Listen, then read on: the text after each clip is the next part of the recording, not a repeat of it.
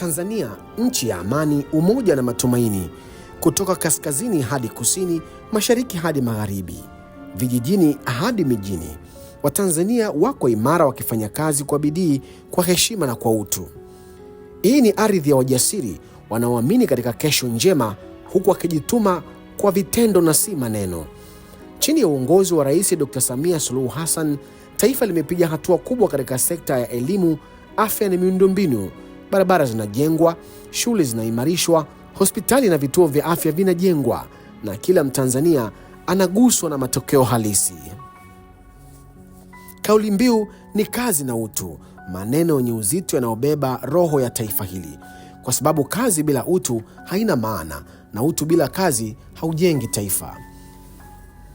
Leo Tanzania inaandika historia mpya ya maendeleo ya wanawake wanaoinuka, vijana wanaotumia ubunifu, na jamii inayojitegemea kwa juhudi na upendo. Kutoka Mwalimu Nyerere hadi Dr. Samia Suluhu Hassan, safari ya maendeleo inasonga mbele kwa imani, umoja na mshikamano, na kujenga taifa lenye heshima, kazi na utu. Na leo tunasimama na kiongozi mwenye dira, mwanamke jasiri, mwenye hekima na moyo wa upendo, Dr. Samia Suluhu Hassan. Ameweka utu mbele ya siasa, ameweka kazi mbele ya maneno.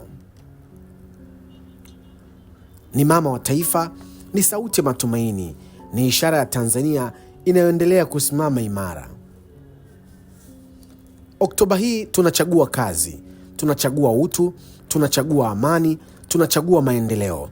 Tunatiki Dr. Samia Suluhu Hassan, mgombea wa CCM, mgombea wa wote.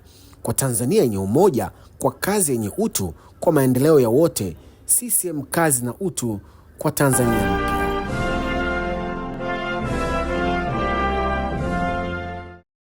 Hii ni UMG Digital.